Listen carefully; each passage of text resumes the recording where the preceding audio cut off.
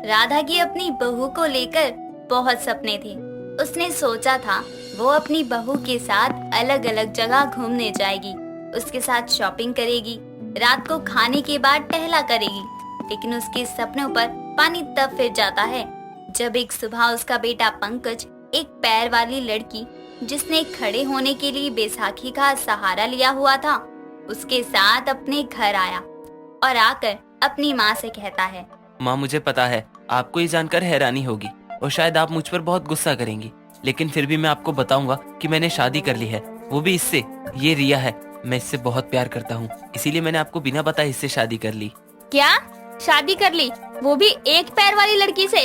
तुझे पता भी है तूने क्या किया है? मेरी बहू को लेकर मैंने हजारों सपने सजाए थे, जिसको तूने पल भर में तोड़ दिया। कैसा बेटा है तू? 4 दिन के प्यार के चलते अपनी माँ के सपनों को चकनाचूर करते हुए तुझे शर्म नहीं आई? माँ, मैं जानता हूँ मैंने गलत किया, लेकिन मैं क्या करता, सिचुएशन ऐसी हो गई। वो मेरी पंकज जी, मैं बात करती हूँ। माँ जी, मानती हूँ मेरी इस हालत को देखकर आपको लग रहा हो कि आपके बेटे ने किससे शादी कर ली, लेकिन मैं आपसे वादा करती हूँ मैं अपनी इस कमी को कभी भी अपनी जिम्मेदारियों के बीच नहीं आने दूंगी। चुप, एकदम चुप। जो खुद की जिम्मेदारी अपने 2 पैरों पर नहीं उठा सकती, वो मेरे घर की जिम्मेदारी उठाने की बात कर रही है। और पंकज, तू आखिर क्या सोचकर तूने इस एक पैर वाली लड़की को मेरे घर की बहू बनाया? माँ, अभी आप गुस्सा हैं, इसीलिए रिया की कमी के आगे आपको उसकी अच्छाई नहीं दिखेगी, लेकिन मैं आपको बता रहा हूँ कि रिया से बेहतर कोई और लड़की इस घर के लिए हो ही नहीं सकती। अरे, इस एक पैर के सहारे जो खुद के लिए कुछ करने में असमर्थ है, वो मेरे लिए क्या करेगी? तू मेरा बेटा है, इसलिए तुझे घर से तो नहीं निकाल सकती, लेकिन इस लड़की को मैं अपनी बहू भी नहीं मान सकती।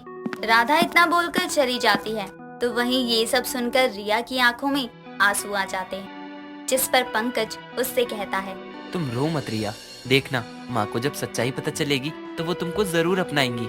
नहीं पंकज जी, माँ जी को कभी सच्चाई पता नहीं चलनी चाहिए।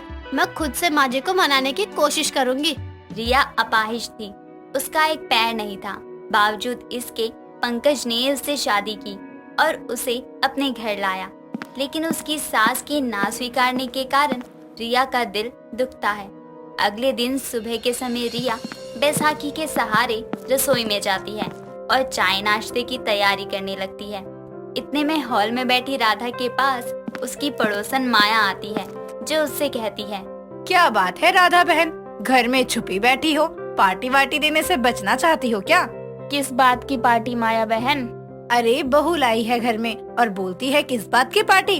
अरे, पूरा मोहल्ला जानता है और पूरे मोहल्ले ने देखा है कि कल तेरा बेटा एक लड़की के साथ आया था, लेकिन ये बात समझ नहीं आ रही कि तेरा बेटा ऐसे छुपकर शादी करके क्यों आया? लड़की को भगा कर लाया है क्या? भगाकर? अरे, वो भागने लायक ही कहाँ है। मेरे बेटे ने मेरे सपनों को चकनाचूर करके जिस लड़की से शादी की है, वो एक पैर वाली है, दूसरा पैर है ही नहीं उसका, तो कहाँ से भागेगी? बैसाखी के सहारे तो खुद चलने वाली भाग सकती है क्या? क्या एक पैर वाली बहू? माया के इतना बोलते ही रिया वहाँ बैसाखी के सहारे उन दोनों के लिए चाय लेकर आती है। रिया की आंखों में अपनी सास की बातें सुनकर आंसू आ जाते हैं और वो भारी मन से माया से कहती है, नमस्ते आंटी जी, लीजिए चाय पीजिए। अरे बेटा, इसकी क्या जरूरत थी? तू आराम करती, मुझे ऐसे अच्छा नहीं लग रहा। तू इतनी मुश्किल से चाय लेकर आई है। क्यों माया, दया आ रही है इस पर? अरे, शायद मेरे बेटे ने भी दया करके ही इससे शादी करी, वरना उसकी मति नहीं मारी थी जो एक पैर वाली लड़की को अपनी पत्नी और मेरी बहू बनाता।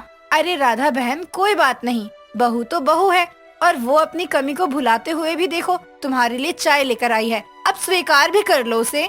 कभी नहीं। राधा इतना बोलकर वहाँ से चली जाती है, जिसके बाद माया भी रिया के सर पर प्यार से हाथ फेरकर चली जाती है। अपनी सास के गुस्से के चलते रिया मन ही मन सोचती है कि वो आखिर अपनी सास का गुस्सा शांत करने के लिए क्या करे। इसलिए वो पूरे घर की साफ सफाई और काम करने लगती है। ऐसे ही एक दिन घर की साफ सफाई करके वो कपड़े धोकर छत पर डालने जाती है, लेकिन वो आधी सीढ़ियाँ चढ़ती है कि बैसाखी के फिसलने के कारण रिया भी उसी के साथ नीचे आ गिरती है। उसके गिरने की आवाज सुनकर राधा और पंकज बाहर आते हैं और रिया को गिरा हुआ देखकर पंकज जल्दी से उसके पास जाकर कहता है, रिया, ये क्या हुआ? तुम गिरी कैसे? माँ, मेरी मदद करो, रिया को उठाओ। कुछ नहीं हुआ पंकज जी, मैं ठीक हूँ। कुछ ठीक नहीं हो तुम, माँ मेरी मदद करो ना, देखो ना रिया के सर से खून निकल रहा है, हमें इसको हॉस्पिटल लेकर जाना चाहिए। मेरी मर्जी पूछकर तूने इस एक पैर वाली अपाहिज से शादी की थी, नहीं ना? तो अब मेरी मदद क्यों चाहिए तुझे? अरे अगर आज इसके दोनों पैर ठीक होते तो क्या गिरती है? माँ! पंकज जी, माँ को कुछ मत बोलिए, मैं ठीक हूँ, बस सर में छोटी सी चोट है, ठीक हो जाएगी। पंकज खुद ही किसी तरह रिया को अपनी गोद में उठाता है और कमरे में लेकर जाता है, जहाँ कुछ देर में डॉक्टर आकर रिया की मरहम पट्टी करते हैं और उनके जाने के बाद पंकज रिया का हाथ पकड़ के उसके साथ बैठा होता है और कहता है, रिया आज तो माँ ने हद कर दी, इतनी भी क्या नफरत कि अपनी बहू को दर्द में देखकर भी वो मदद ना करे, हद है। कोई नहीं पंकज जी, वो माँ है, उनको अपने बेटे की बिना बताए शादी करने का दुख है, ऊपर से ऐसी लड़की से शादी जिसका एक पैर ही नहीं है। लेकिन इसके पीछे का कारण तो वही है ना, मुझे याद है 2 महीने पहले। पंकज अपनी गर्लफ्रेंड रिया के साथ कार ड्राइव करके किसी काम से जा रहा था, तभी उसकी माँ का फोन आता है, जिस पर पंकज जल्दी से फोन उठाकर कान पर लगाते हुए कहता है, माँ मैं अभी ड्राइव कर रहा हूँ, आपको 1 घंटे में फोन करता हूँ। पंकज इतना बोलकर फोन काट देता है, लेकिन राधा ऐसे पंकज के फोन काटने पर कहती है, कैसा बेटा है, माँ की बात सुने बिना ही उसका फोन काट दिया। कोई नहीं, मैं भी उसकी माँ हूँ, तब तक फोन करती रहूंगी जब तक उठा नहीं लेता। इतना बोलकर राधा बार बार पंकज को फोन मिलाने लगती है। ये देखकर उसके साइड में बैठी रिया कहती है, माँ को कोई जरूरी काम होगा, उठा लो फोन, क्या मैं उठाऊं? नहीं, माँ को मैंने भी बताया नहीं है हमारे बारे में, तुम्हारी आवाज सुनकर भड़क जाएंगी, लेकिन पता नहीं इनसे वेट क्यों नहीं हो रहा है, यहाँ साइड में गाड़ी लगाने की भी जगह नहीं है। पंकज इतना बोलकर ड्राइव करते हुए ही फोन उठाने लगता है, लेकिन फोन उठाते हुए उसका ध्यान सामने से हट जाता है और अचानक ही एक तेज रफ्तार गाड़ी से उसकी टक्कर हो जाती है। इस एक्सीडेंट में पंकज और रिया की जान तो नहीं जाती, लेकिन रिया को अपने एक पैर से हाथ धोना पड़ता है। अगर उस दिन माँ बार बार फोन नहीं करती तो फोन उठाने के चक्कर में हमारा एक्सीडेंट नहीं होता। माँ को तो ये तक नहीं पता कि उनके बेटे का एक्सीडेंट हुआ था। 1 हफ्ते तक मेरा फोन बंद था और जब ऑन हुआ तो माँ ने ये नहीं पूछा कि मैं कैसा हूँ, बस ये पूछा फोन क्यों नहीं किया। कोई नहीं पंकज जी, उस एक्सीडेंट में हम बच गए, यही बहुत है हमारे लिए।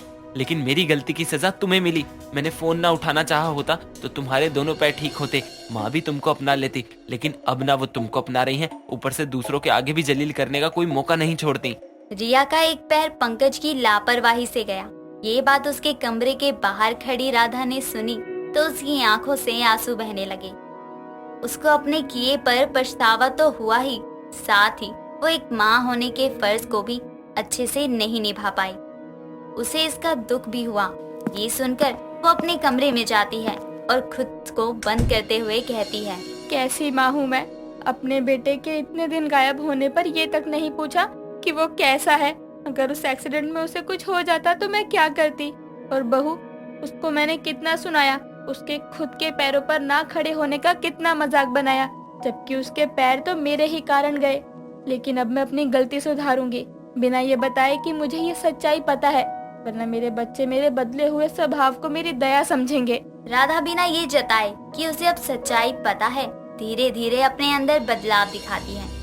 रिया की सीढ़ियों से गिरने के बाद से वो उसके लिए खाना और पानी सब कमरे में ही लाने लगी थी। उसके ठीक होने के बाद उसके कामों में उसकी मदद करने लगती, जिसके कारण रिया को भी खुशी हुई कि धीरे धीरे ही सही उसकी सास ने उसे अपना तो लिया।